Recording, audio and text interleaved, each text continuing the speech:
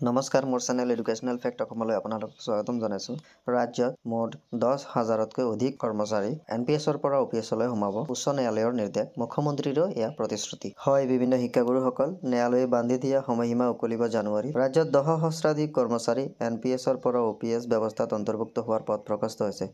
গুৱাহাটী উচ্চ ন্যায়ালয়ৰ নিৰ্দেশ অনুসৰি অহা ফেব্ৰুৱাৰী মাহৰ ভিতৰত এই ক্ষেত্ৰত ৰাজ্য চৰকাৰে সিদ্ধান্ত ল'ব লাগিব। উল্লেখযোগ্য যে বিত্ত বিভাগে যোৱা 9 জানুৱাৰীত নিৰ্দেশনাত উচ্চ ন্যায়ালয়ৰ ৰায় স্বীকাৰ কৰি উল্লেখ কৰিছে যে ৰাজ্য চৰকাৰে আদেশৰ প্ৰমাণিত প্ৰতিলিপি লাভ কৰাৰ 6 মাহৰ ভিতৰত ক্ষীপ্ৰতাৰে তথা অগ্ৰাধিকাৰ ভিত্তিত উক্ত কৰ্মচাৰীসকলক NPSৰ পৰা OPS ব্যৱস্থাত অন্তৰ্ভুক্ত কৰিব লাগিব। উল্লেখযোগ্য যে কেন্দ্ৰীয় চৰকাৰে পুৰণি পেন্সন ব্যৱস্থা পৰিহাৰ কৰি 2005 চনৰ ফেব্ৰুৱাৰী মাহৰ পৰা NPS ব্যৱস্থা প্ৰৱৰ্তন কৰিছিল। অসমৰ লগতে দেশৰ কৰ্মচাৰী শিক্ষক সমাজে পুনৰ সমগ্ৰ দেশতে OPS ব্যৱস্থা প্ৰৱৰ্তন কৰাৰ দাবী জনাই আহিছে। ৰাজ্যত 2005 চনৰ জানুৱাৰীৰ পূৰ্বে প্ৰায় 10 সহস্ৰাধিক পদৰ নিযুক্তি প্ৰক্ৰিয়া চলিছিল যদিও ৰাজ্য চৰকাৰৰ হেমাহিৰ বাবে সেই পদসমূহৰ নিযুক্তি হৈছিল 2005 চনৰ ফেব্ৰুৱাৰীৰ পাছত।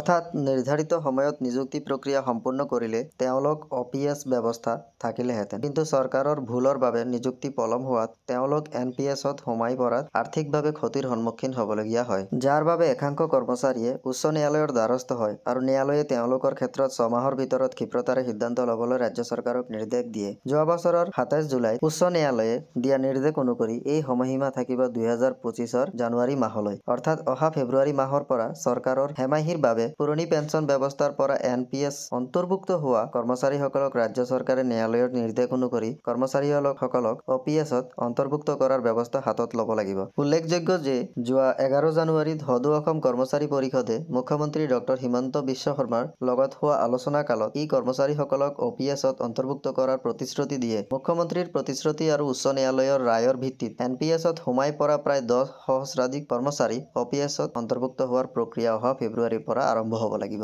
অৰ্থাৎ ৰাজ্যৰ 10,000তকৈ অধিক কৰ্মচাৰীয়ে NPSৰ পৰা পুনৰাই OPS লাভ কৰিব আৰু তেওঁলোকে বহু পৰিমাণে লাভান্বিত হ'ব।